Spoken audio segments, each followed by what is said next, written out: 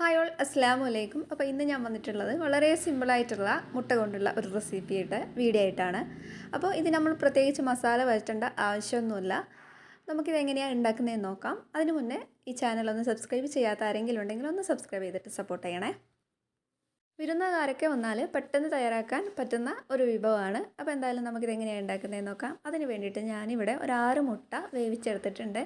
ഇനി നമ്മൾ ഇതിനെ നേരെ പകുതിയായിട്ട് മുറിച്ചെടുക്കണം. നമ്മളിപ്പോൾ ഒരു മുട്ട കൊണ്ട് 2 അപ്പം ഉണ്ടാക്കിയെടുക്കാൻ വേണ്ടിയിട്ട് പറ്റും. അപ്പോൾ ഞാനിവിടെ നേരെ പകുതിയായിട്ടെല്ലാം മുറിച്ചെടുത്തിട്ടുണ്ട്. ഒരു പകുതിയിൽ ഒരു മുട്ടപ്പം എന്ന രീതിയിലാണ് നമ്മൾ ഉണ്ടാക്കിയെടുക്കുന്നത്. അപ്പോൾ ഇനി ഇതിൻ്റെ മുറിച്ചതിന് ശേഷം ഇതിൻ്റെ യെല്ലോ ഭാഗം നമ്മുടെ ഉള്ളിലെ മഞ്ഞ വേറൊരു പാത്രത്തിലേക്ക് മാറ്റി കൊടുക്കണം. അപ്പോൾ ഞാനിതേപോലെ എല്ലാത്തിൻ്റെയും മഞ്ഞ മറ്റൊരു പാത്രത്തിലേക്ക് മാറ്റി കൊടുക്കുന്നുണ്ട്.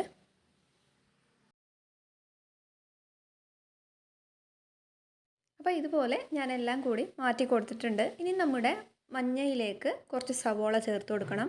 ഇപ്പം ഞാനിവിടെ 6 മുട്ടയുടെ മഞ്ഞയിലേക്ക് ഒരു വലിയ സവോള നേരിയതായിട്ട് അരിഞ്ഞിട്ട് ചെറിയതായിട്ട് കട്ട് ചെയ്തിട്ടാണ് ചേർത്ത് കൊടുക്കുന്നുള്ളത്. നമ്മൾ ഏകദേശം ആംപ്ലേറ്റിനൊക്കെ കട്ട് ചെയ്യുന്ന ആ ഒരു രീതിയിൽ കട്ട് ചെയ്ത് കൊടുക്കണം. അതേപോലെ തന്നെയാണ് പച്ചമുളകും മല്ലിയിലയും കൂടി കട്ട് ചെയ്ത് കൊടുക്കേണ്ടത്.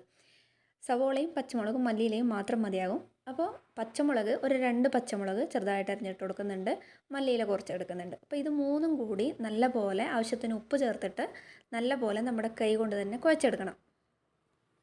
നമ്മളെടുക്കുന്ന മുട്ടയുടെ വലുപ്പത്തിനനുസരിച്ചിട്ട് സവോളയുടെയും നമ്മൾ ഇട്ട് കൊടുക്കുന്ന സവോളയുടെയും മല്ലിയിലയുടെയും പച്ചമുളകുടെ അളവൊക്കെ കുറയ്ക്കേണ്ടിയും കൂട്ടേണ്ടൊക്കെ വരും. അപ്പോൾ ചില വലുപ്പമുള്ള മുട്ടക്കൊക്കെ ഒരു വലിയ സവോള തന്നെ വേണ്ടി വരും. മുട്ടയുടെ സൈസ് ചെറുതാണെങ്കിൽ സവോളയൊക്കെ കുറച്ച് മതി. അപ്പോൾ ഇതേപോലെ നല്ല പോലെ നമ്മുടെ കൈ കൊണ്ട് കുഴച്ചെടുക്കണം. എന്നിട്ട് ചെറിയ നമ്മുടെ ഏകദേശം മുട്ടയുടെ നമ്മൾ എടുക്കുന്ന ഒരു മുട്ടയുടെ യെല്ലോയുടെ അളവിനനുസരിച്ചിട്ട് കുഴച്ചെടുക്കുക. ചെറിയ ബോൾസ് ആക്കിയിട്ട് എടുക്കുക. ഇതേപോലെ നല്ല രീതിയിൽ മിക്സ് ചെയ്തെടുത്തിട്ട് ഇപ്പോൾ ഞാനിവിടെ ബോളാക്കി എടുക്കുകയാണ്. എരിവ് കൂടുതൽ വേണമെന്നുണ്ടെങ്കിൽ നിങ്ങൾക്കിതിലേക്ക് കുരുമുളക് പൊടി ചേർത്ത് കൊടുക്കാം കേട്ടോ. അപ്പോൾ ഇതേപോലെ ചെയ്തെടുക്കുന്നുണ്ട്. നമ്മുടെ കൈയുടെ ഉള്ളിൽ വെച്ചിട്ട് നല്ല കട്ടിയോടുകൂടി തന്നെ പ്രസ് ചെയ്തിട്ട് ബോളാക്കി എടുക്കുക. ഇനി നമ്മൾ നേരത്തെ മുറിച്ച് മാറ്റി വെച്ച മുട്ടയുടെ വെള്ളയുടെ ആ ഒരു ഉൾഭാഗത്തേക്ക് ഇത് വെച്ച് കൊടുത്തിട്ട് ജസ്റ്റ് ഒന്ന് നമ്മുടെ കൈ കൊണ്ട് പ്രസ് ചെയ്യണം. ഇതുപോലെ ചെറുതായിട്ടൊന്ന് പ്രസ് ചെയ്യാം. എന്നിട്ട് ഇതേപോലെ എല്ലാം കൂടി ഇപ്പം ഞാൻ ചെയ്തെടുത്തിട്ടുണ്ട്. നമ്മുടെ മുട്ടയുടെ യെല്ലോയുടെ മിക്സ് ബാക്കി വരികയാണെങ്കിൽ ഇതേപോലെ ചെറിയ ബോൾസ് ആക്കി എടുത്താൽ മതി. എനിക്കിപ്പോൾ ഒരെണ്ണം കിട്ടിയിട്ടുണ്ട്. അത് നമ്മുടെ ഈ ഒരു മാവിൽ തന്നെ മിക്സ് ചെയ്തിട്ട് നമുക്ക് പൊരിച്ചെടുക്കാം. ഇതിപ്പോൾ ഞാൻ ഒരു 5 സ്പൂൺ മൈദ കുറച്ച് വെള്ളത്തിൽ ആവശ്യത്തിന് ഉപ്പും കൂടി ചേർത്തിട്ട് മിക്സ് ചെയ്തെടുത്തതാണ്.